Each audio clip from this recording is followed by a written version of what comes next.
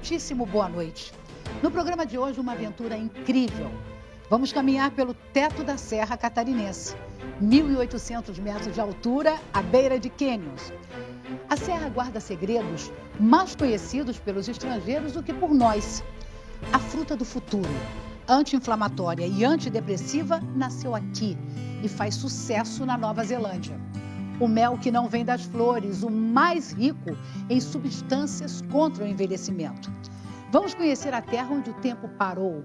O mesmo cenário há 200 anos e apenas 400 moradores numa área onde caberia todo o município do Rio de Janeiro. O Globo Repórter desta noite é uma coprodução com a NSC TV, afiliada catarinense da Rede Globo.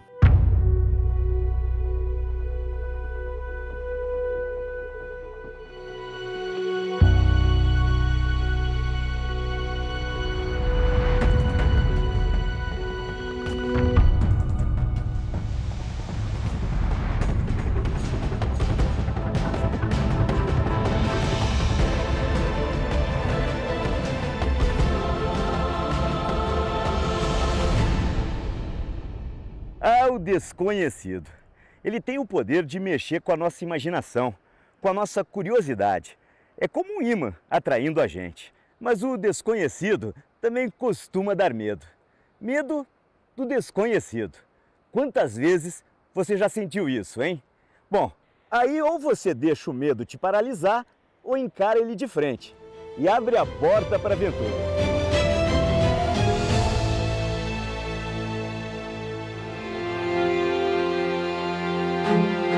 E a nossa é neste lugar que pouca gente já teve a chance de pôr os pés. A última fronteira intocada de Santa Catarina é chamada de Campo dos Padres, um grande planalto na borda da Serra Geral, onde estão os pontos mais altos do estado. Caminhar no teto de Santa Catarina não é coisa para amador. Por isso a gente está contando com a ajuda de pessoas que conhecem muito bem a região, montanhistas e moradores locais. A nossa expedição vai percorrer os 70 quilômetros dos campos de altitude mais preservados do sul do Brasil.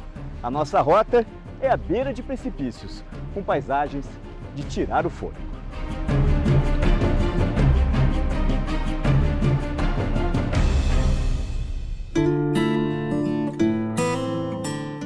É a primeira vez que uma equipe de TV faz essa travessia completa.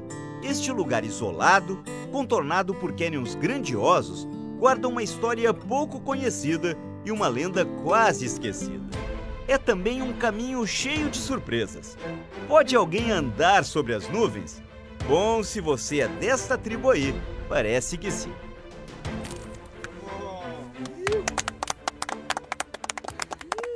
Quando dizem que quem faz isso é louco, é o contrário, né? Você tem que ser muito equilibrado para fazer. Tem que ser equilibrado.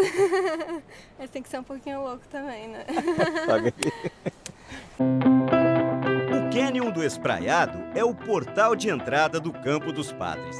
É assim como um paraíso para essa galera. O Rafa botou na cabeça que um dia estenderia uma fita de highline entre os paredões. Um dia eu preciso atravessar esse cânion, assim, e de lá para cá, eu pensei todos os dias, todos os meses, como é que eu ia fazer para realizar esse sonho. 300 metros balançantes sobre o precipício.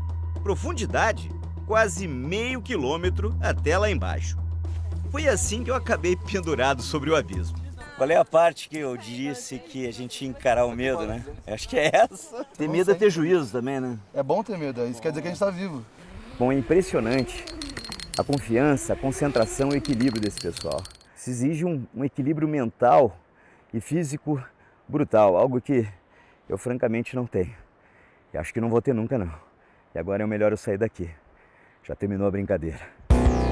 Pro Marcos a coisa ficou muito séria. Tanto que deixou para trás a faculdade e um emprego numa multinacional. Tem sido maravilhoso, os melhores anos da minha vida. Tem os amigos que você faz, os lugares que você conhece, as coisas que o esporte te proporciona, é muito incrível, assim. Já ouviu falar de beirismo? Não é o que eu estou fazendo, não. É o que o Christian, bem na pontinha, está fazendo agora. Como é que pintou isso, Christian? a gente trouxe uma prática de levar o montanhismo com mais emoção para poder fazer com segurança algo que a gente gosta bastante. A gente está com cadeirinha, né? Com certeza, desde que tenha segurança, bastante equilíbrio e segure a emoção, porque a pessoa vai realmente ficar bem feliz mesmo aqui em cima. É, dá um frio na espinha. Dá um frio na espinha. Hora de deixar para trás o cenário vertiginoso. Temos à nossa frente uma imensidão para vencer. E por que Campos dos Padres, hein? O nome tem a ver com a passagem dos padres jesuítas por esta região. Quando eles foram expulsos pela coroa portuguesa em meados do século XVIII, os jesuítas tiveram que abandonar as missões e fizeram por estes campos sua rota de fuga. Daquele tempo, só restaram as ruínas desta calçada de pedras por onde eles passaram.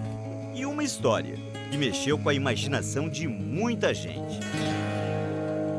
E aí que vem a lenda, as histórias de tesouros escondidos. Sim, os jesuítas teriam fugido e perseguido pelos portugueses e passaram por aqui carregando, né, em mulas os cargueiros cheios de ouro.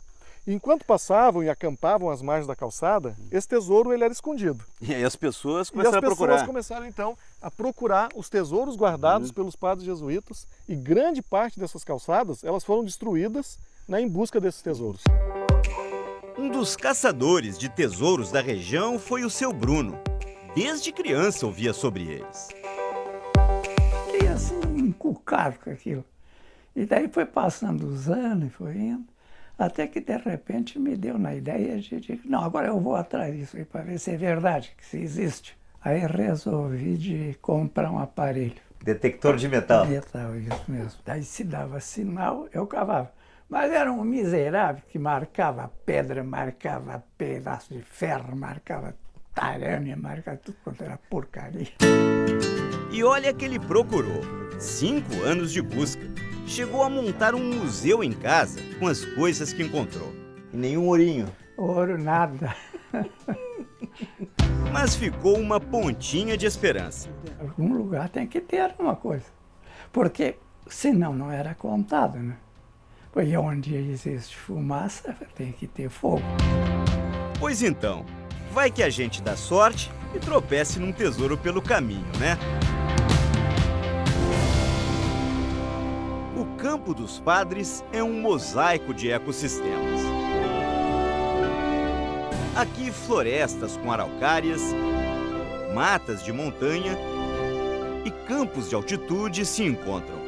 Um santuário para muitas espécies raras e ameaçadas. O morador símbolo deste território é um tímido. Não gosta de se revelar. Não, a gente não tá falando do Douglas. Ele é quem deu de cara com a fera. Eu tive a sorte de ver ele 5 vezes.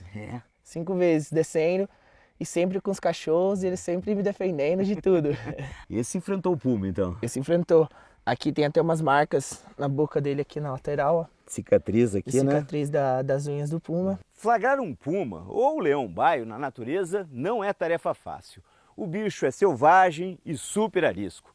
Um dos últimos registros do puma na Serra Catarinense foi feito bem aqui neste bosque, por essa câmera de uma armadilha fotográfica. 15 dessas câmeras foram espalhadas nessa reserva particular para identificar os bichos da região. O casal aí foi surpreendido no momento da paquera. Extremamente raro nós termos a ocorrência de macho e fêmea, porque eles apenas se encontram no momento da reprodução. Como nós temos muitas áreas protegidas, isso garante a um predador como o puma a alimentação que ele necessita e os abrigos que ele necessita para a sua sobrevivência. O puma, ele faz parte de todo aqui, né? Então a gente que se intrometeu no espaço dele, né? Deixa ele em paz. Deixa ele em paz, né? O caminho tem lá suas armadilhas para o bicho-homem. Olha só, passo em falso, ó. Me enterrei na lama. Ó, chega a sugar a bota. A gente tem que passar por essa vegetação aqui, arbustiva, chamada de vassoura branca. Ela arranha um pouco, é mais complicado. tatuagens da trilha. As tatuagens da trilha? Vamos lá.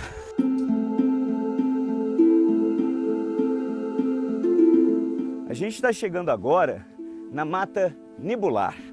É uma mata de altitude. Essas árvores aí, por causa da neblina, do frio, do vento, não crescem mais do que isso. O cenário fica com esse aspecto de floresta mágica.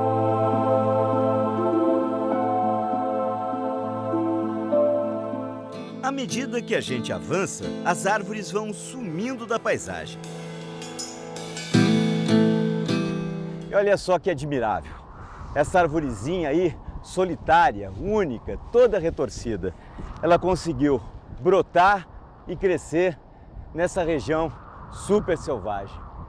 É uma espécie de símbolo do Campo dos Padres. O vento sopra tão forte que os nossos bastões de caminhada parecem até instrumentos musicais.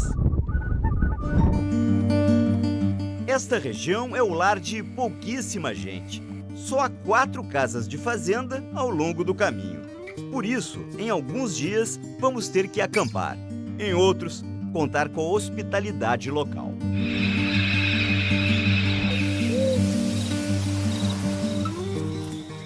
Aqui não tem luz elétrica, não tem sinal de celular, nem internet. Mas a gente tem aqui o luxo de um fogão a lenha feito de pedra e desta saborosa feijoada. Obrigado, Carol. E é hora de comer, porque amanhã, ó, a gente tem uma longa caminhada pela frente. O dia amanhece com um desafio: chegar ao ponto mais alto de Santa Catarina. O trajeto é puxado.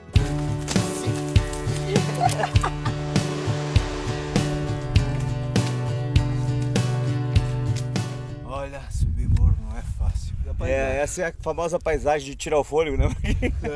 É, isso. É tudo morro acima. Tive que parar para recuperar o fôlego. O esforço exigiu muito de todos. O Dário capotou. Depois de 30 quilômetros de caminhada, a gente chegou à metade da nossa travessia e também ao ponto mais alto de Santa Catarina. Está aí o Morro da Boa Vista, 1.827 metros acima do nível do mar. Ficar assim, pertinho do céu, é um bom motivo para comemorar. A gente teve sorte de encontrar o morro todo descoberto. Aqui o tempo muda sem mandar aviso. A neblina chega depressa cobrindo tudo. O pessoal aqui chama isso de viração. É como se fosse uma noite branca, difícil de enxergar no nevoeiro.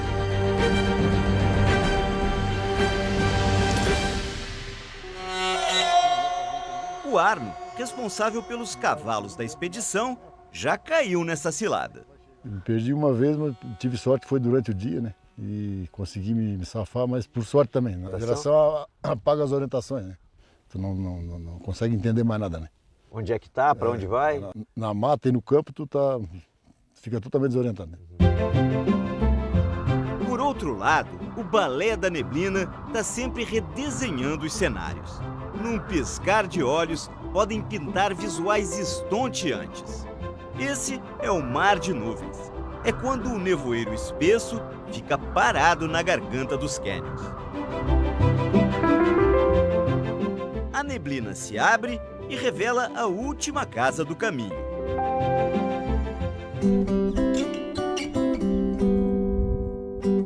Aqui, sozinho, longe de tudo, vive o seu Luiz, o capataz da fazenda. Seu Luiz, a que distância fica seu vizinho mais próximo, hein? 5 horas a cavalo. 5 horas a cavalo. Quantas pessoas moram aqui no Campo dos Padres? Não sei, na verdade, não sei mesmo. O senhor e mais 2. Meu Deus do céu, isolado mesmo, né? Isolado. Tá certo, é. A Carol é outra moradora. Ela vivia em São Paulo quando teve um sonho com o pai. Foi um chamado, porque eu nunca tinha sonhado com ele, faz 20 anos que ele é falecido e eu fui muito ligada com ele, né? E para mim isso foi mais que o suficiente para eu entender. Tá feliz? Demais, demais. Uma feliz moradora da montanha, com certeza. Visto assim de cima, o Campo dos Padres parece obra de um jardineiro caprichoso. Tudo tão aparadinho. Mas aqui de baixo a situação é bem diferente. O terreno é uma espécie de esponja, uma combinação de banhado com turfeira.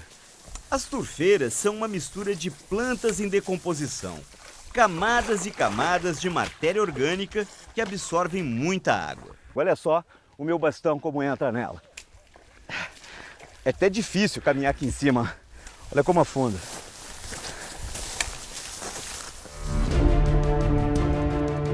Estes campos de altitude são uma grande caixa d'água. A água da chuva, retida pelas turfeiras, forma riachos, que viram rios, que terminam em cachoeiras espetaculares. Esta aí do Rio Canoas tem uma queda de 110 metros de altura. Foi para registrar imagens assim que parte do grupo acabou ficando para trás, bem longe da segurança do acampamento, um lugar que pode ter temperaturas congelantes. A gente teve um imprevisto e teve que invadir a noite caminhando aqui no Campo dos Padres. Olha só como é que estão as minhas botas, ó. A gente está enterrando lama nessa trilha até o joelho, mas a gente tem que chegar para poder acampar. É um lamaçal só. A dificuldade agora é só a subida. Vencendo a subida, chegamos no acampamento. Vamos lá. Vamos lá. Vamos com fé. Força, energia. Chegamos. O pessoal, ainda bem, ó, já montou as barracas. Eu acho que eu vou ter a noite de sono mais pesada da minha vida. Boa noite.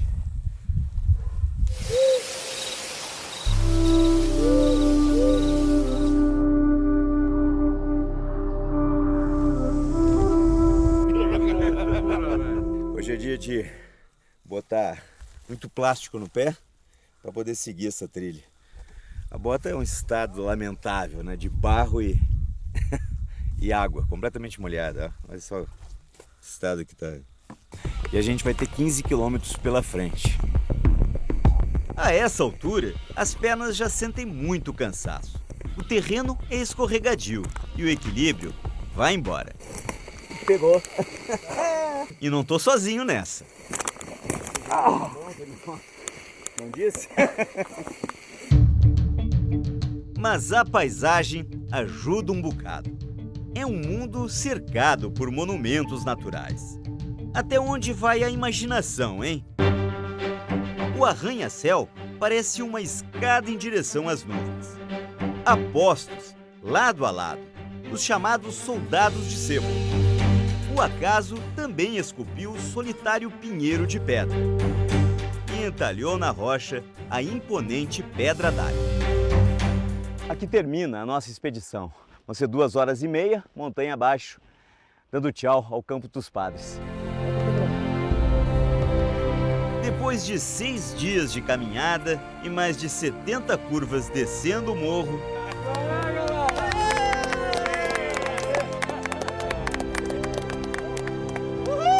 inesquecível.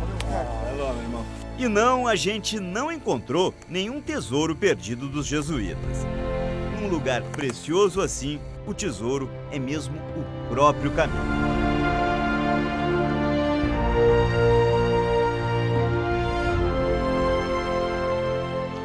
Contra o envelhecimento, o mel que não vem das flores e a fruta do futuro, anti-inflamatória e antidepressiva.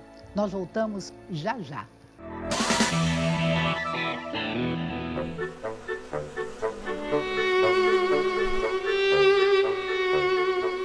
É tempo de banquete. As abelhas se fartam com as gotinhas. E deve ser mesmo muito bom. Olha só a gula desta aí. O que você está vendo é um capricho da natureza, que só pode ser visto em alguns poucos lugares mais altos do sul do Brasil. É quando as bracatingas, estas árvores nativas, ficam enfeitadas. O rendado de fios brancos cobre caules e galhos. Não lembra um delicado colar de pérolas?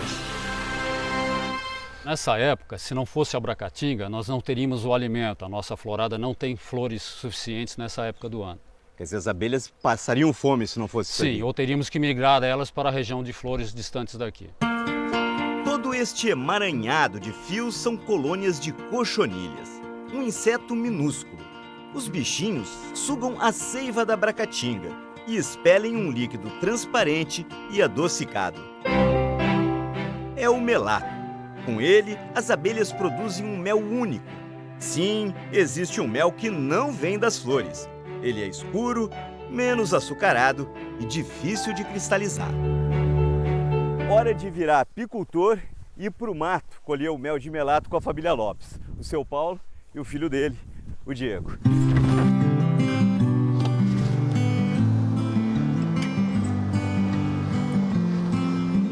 Há 20 anos atrás, o mel de melato era uma espécie de patinho feio da apicultura da região. Não tinha valor, não rendia dinheiro para os produtores. Isso ficou assim até que um dia uma amostra foi parar na Alemanha. Foi um tremendo sucesso. Os alemães passaram a comprar toda a produção catarinense. Aí o nosso patinho feio virou o cisne dos méis.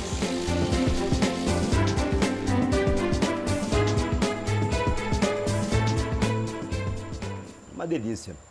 Ele é menos doce do que o mel normal que a gente conhece. É mais suave. Muito bom. Este mel escuro é a aposta mais recente dos pesquisadores do grupo em antioxidantes naturais da Universidade Federal de Santa Catarina. Ele começou a ser estudado em 2014 e os tubos de ensaio estão revelando novidades promissoras. Além de ter uma menor quantidade de açúcares quando comparado aos méis florais, aqueles tradicionais, ele tem apresentado uma maior quantidade ou concentração de compostos bioativos, como aminoácidos, flavonoides e minerais. Eles são compostos antioxidantes estudados na prevenção e envelhecimento. Pena que este mel tão especial não esteja na mesa dos brasileiros, como aqui, na casa da família Lopes.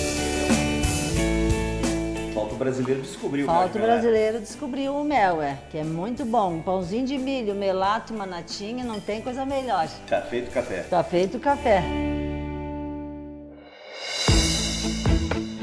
Estes pomares guardam um outro segredo da Serra Catarinense. Os pesquisadores estão de olho nas muitas qualidades desta que é considerada uma das frutas do futuro. Ela é rica em vitamina C e tem baixíssimo valor calórico. Você já ouviu falar de goiaba serrana? Se está pensando na goiaba tradicional, esquece, né, Marlise? Ela é bem diferente. Exatamente, é começar pela casca, que é dura, é firme, não pode morder. Não dá para morder. Então como é que a gente come? Normalmente nós cortamos então, e com faca, e consumimos a polpa. Olha como é. Inclusive de colher, porque ela é bastante suculenta. Posso experimentar? Pode experimentar. Vamos lá, um pouquinho da polpa da goiaba serrana. E ela é bem perfumada, né? É, ela é bastante aromática. Experimentar. Doce e azedinha. Mas o que ela tem de tão bom para estar na lista do Ministério do Meio Ambiente como uma das frutas do futuro? É uma fruta rica em sais minerais, potássio, cálcio, magnésio, rica em iodo e vitamina D. E tem muitos estudos já? Existem estudos já, especialmente nos Estados Unidos e na Nova Zelândia, e eles indicam que a goiaba serrana ela tem propriedades antidepressivas, anti-inflamatórias, antioxidantes, ou seja, bastante completo. É uma receita de saúde, então. E muito saborosa. Esta aqui é a goiaba serrana como a gente encontra na natureza. O trabalho dos pesquisadores é melhorar a planta, fazer ela ser mais produtiva, resistente às pragas e também ter frutos bem maiores e mais saborosos. 4 variedades já foram desenvolvidas pelos pesquisadores da Universidade Federal de Santa Catarina e da empresa de extensão rural do estado. Eles querem que a goiaba serrana tenha aqui o sucesso que já faz em países como a Nova Zelândia e Colômbia, que apostaram antes nesta fruta brasileira. Aqui na Serra, a família do Adriano é uma das pioneiras no cultivo. A gente acredita no potencial da fruta. e é um sabor que merece ser descoberto. As pessoas gostam. Gostam muito, né? E ela tem que deixar de ser uma fruta de fundo de quintal e o Brasil conhecer, né? Ganhar o Brasil. Ganhar o Brasil. Tá certo. E não faltam receitas para isso. Foi difícil para nossa equipe resistir aos sabores da fruta do futuro. A dona Lorena tem uma fé inabalável. Primeiro em Nossa Senhora, depois no poder curativo das plantas da serra. Criei 12 filhos. 12 filhos? Levou em médico, farmácia? Levei 3 vezes na farmácia e 2 vezes no médico. O resto foi aqui? O resto foi tudo com as ervinhas. E a água benta, né? Que a gente sempre confiou muito. Fé. E as ervas ajudaram a cuidar da família, por que não, de toda uma cidade. A pequena Rio Rufino adotou a ideia da dona Lorena e criou a Casa do Chá. Já faz 18 anos que a rede pública passou a usar as plantas medicinais como uma alternativa para tratar a saúde da população. E é tudo de graça. Os fitoterápicos produzidos na Casa do Chá são feitos com ervas compradas pela prefeitura e doadas pelos moradores. Com quantas ervas vocês trabalham? Em torno de 35 ervas. E essas são a da região? São as nativas. Nunca ouvi falar dessa aqui. Erva de touro, para que serve? Popularmente é usado para problemas de bexiga e estômago. E eles usam no chimarrão. Aromática? Aromática. Poejo serrano. Poejo serrano é dos campos de altitude e nós usamos no xarope como antimicrobiano para proteger o pulmão, tosse, gripe. E tem o cidrão de árvore. Perfumada, né? Bem cheirosa. Para que serve o cidrão? Essa é para combater insônia, como relaxante, também antimicrobiano. Com elas, a Casa do Chá faz sabonetes, cremes, óleos e xaropes. Os remédios da Casa do Chá estão ajudando gente e também os bichos. É que nesta cidade, em que a maior parte da população ainda vive na área rural, os animais são muito importantes. O malhado aqui foi um dos pacientes. Sônia, o que teve o malhado, hein? O malhado teve uma infecção muito séria na orelha a ponto de perder metade dela. Ele foi tratado com uma combinação de plantas para matar as bactérias e ajudar na cicatrização. Nossa parte foi passar o remédio umas 4, 5 vezes por dia, né? Durante uns 2 meses. Curou? Curou. E esse chapéu aqui? Esse chapéu aí foi para esconder um pouquinho, né? E deixar mais charmoso um pouco. Ficou charmoso, malhado. Vamos conhecer a terra onde o tempo parou. O paraíso catarinense que está conquistando os estrangeiros. É no próximo bloco. Voltamos já já.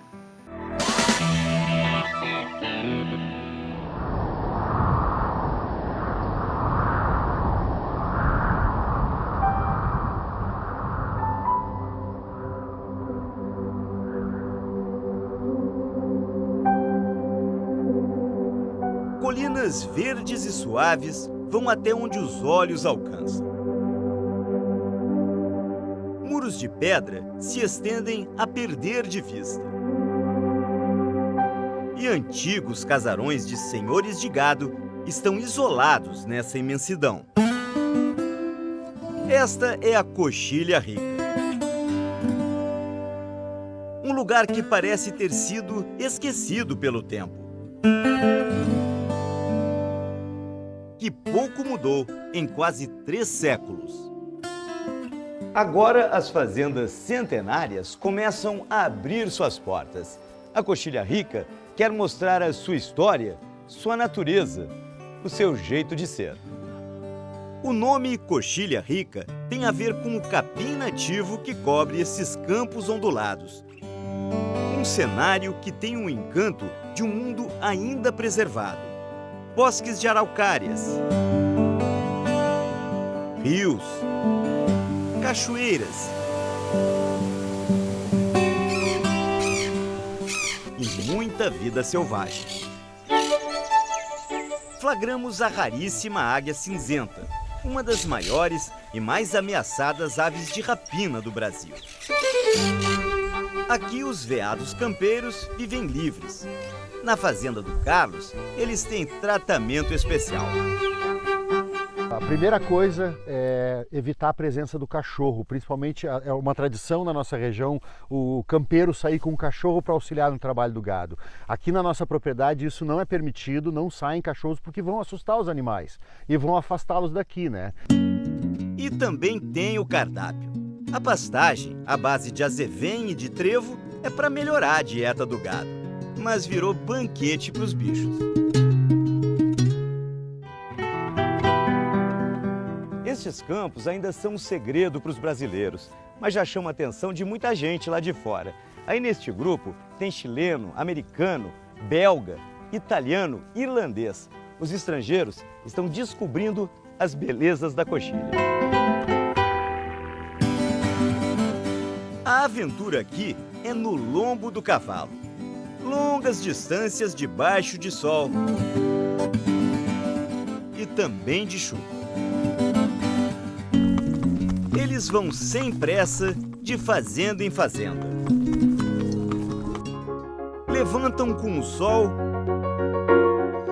e só param com a lua. Vão dormir com o calor da lenha e da música.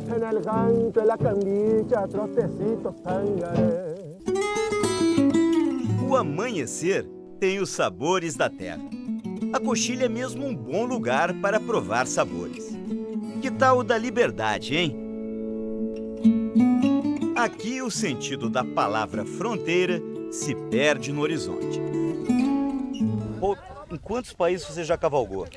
Eu tive a sorte de cavalgar em 53 países. E por que aqui? Porque é o paraíso. É o lugar mais autêntico, eu acho, do mundo para cavalgar. Se sente como aqui na Coxilha Rica? Em casa, no céu. Porque para mim é o céu. O céu do turista é a terra da luz. E os visitantes são sempre bem-vindos.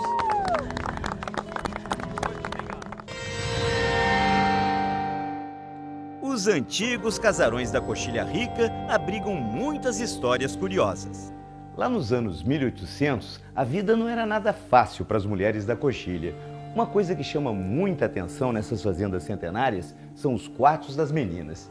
Neste aqui, só tem aqueles buraquinhos para ventilação, chamados de gateiras. Nenhuma janela.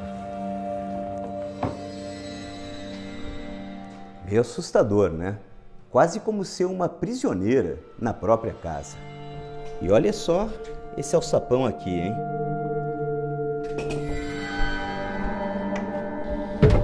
Em algumas fazendas, além do quarto não ter nenhum tipo de abertura, o único jeito de entrar ou sair dele era passando por aqui, ó, pelo quarto dos pais.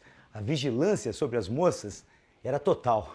E por que, dona Eliane? Pois é, naquela época passavam muitos viajantes, tropeiros, e para que os pais evitassem a cobiça sobre as meninas... Ah, não queriam eles de olho nas meninas? Não, de jeito nenhum. Aí trancavam as moças? Ficavam trancadinhas. Pobres moças, né? Coitadas.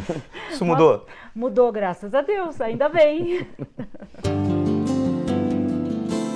A Coxilha Rica fica na parte rural do município de Lages, o maior de Santa Catarina. Para dar uma ideia do tamanho, toda a cidade do Rio de Janeiro caberia dentro dela. E pouca gente vive aqui, menos de 400 pessoas. A Giovânia é uma delas. É professora em uma das 3 escolinhas espalhadas por esse mundão. Só 2 alunos, professora? Só 2. Metade da turma, é isso? São 4, né? Hoje eu estou com 50% da turma. São 12 anos ensinando as crianças do campo. É gratificante pelo respeito que as pessoas têm pelo professor, né, do campo, é de brilhar os olhos. Os monumentais corredores de taipa rasgam os campos e vão além do horizonte. São o maior símbolo da Coxilha Rica. Estes muros de pedras foram erguidos por escravos negros e índios, isso lá no começo do século XVIII. Por mais de 200 anos, os corredores serviram como uma espécie de estrada. Por eles, os tropeiros tocavam o gado e as mulas com as mercadorias entre o sul e o sudeste do Brasil. 100 quilômetros dessa verdadeira relíquia arquitetônica ainda resistem à passagem do tempo. Até hoje, as taipas são usadas para cercar as propriedades. Ele é um dos últimos taipeiros da Coxilha. Seu Silvio ganha vida construindo e recuperando estes muros. Chega a fazer 5 metros de taipa por dia. É o jogo de caixa. Aqui eu estou encaixando, ó. Vou arrumando a pedra, pôr o cacho por dentro, para ela ficar certinha, ó. O mais difícil é encontrar quem queira fazer o que ele faz.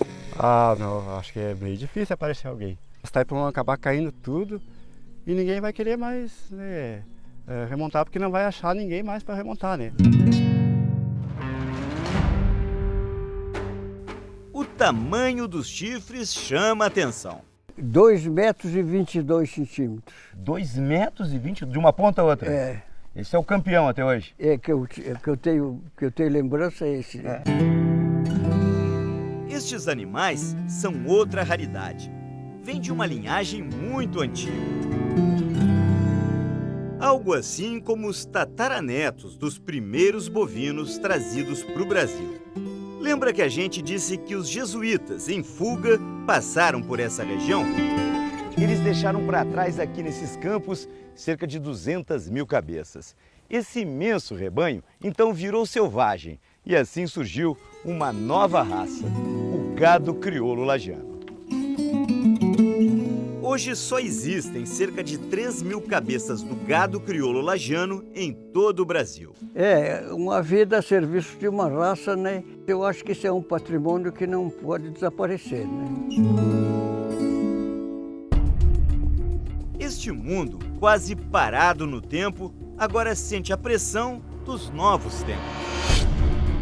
A paisagem começa a mudar, com plantações de pinos para as indústrias de papel. E parte do histórico caminho das tropas pode desaparecer com a construção de hidrelétricas. A fazenda centenária da família da Nuna estava para ser alagada. O lago da hidrelétrica chegaria até aqui, encobriria toda a propriedade, né, todas as benfeitorias da fazenda. Ela lutou na justiça e a fazenda foi tombada pelo patrimônio histórico. O progresso tem que chegar, precisamos dele. Mas a gente não quer que a nossa história, ou a história de toda a região da Coxilha Rica, se perca embaixo d'água, né? Se todos destruírem, que histórias nós vamos ter para contar, né?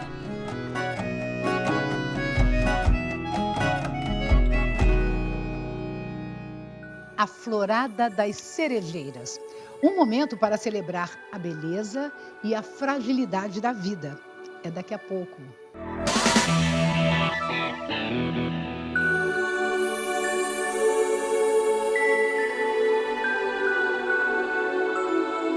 Esta terra de beleza selvagem também tem seu tempo de delicadeza. O espetáculo não dura mais do que 2 semanas. É obra de Sua Majestade, a Sakura, mas pode chamar de cerejeira. Todo ano, quando as sakuras ficam carregadas de flores, a comunidade japonesa de Frei Rogério celebra esta e muitas outras tradições dos antepassados. A flor da cerejeira é símbolo de renovação. O ato de contemplar a floração das cerejeiras é muito antigo, lá do século III. O ritual tem nome, é chamado de Hanami. Para os japoneses, estas flores, tão belas quanto breves, têm um poderoso significado, o de que nossa vida também é frágil e que, por isso, precisa ser bem aproveitada. Curtir o máximo da nossa vida, enquanto ela está florida, aproveitar o máximo que puder, porque a qualquer momento um ventinho passa e acaba tudo. Seu Vataro sabe bem como a vida pode ser frágil.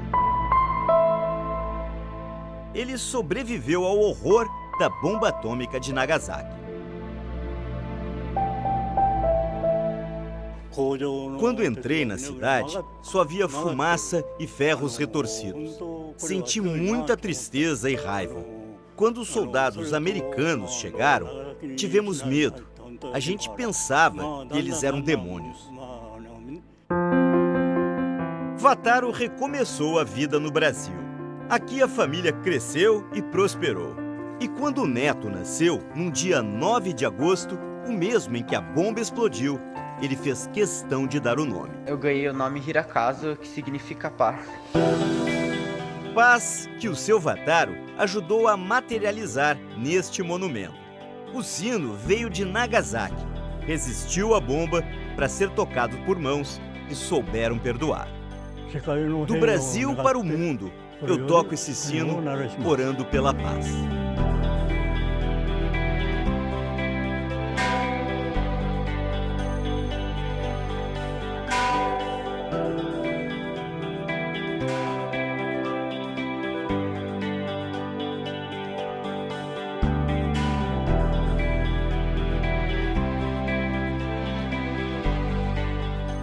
E você fica agora com Máquina Mortífera, a série. Para todo mundo, um fim de semana maravilhoso e até a próxima sexta.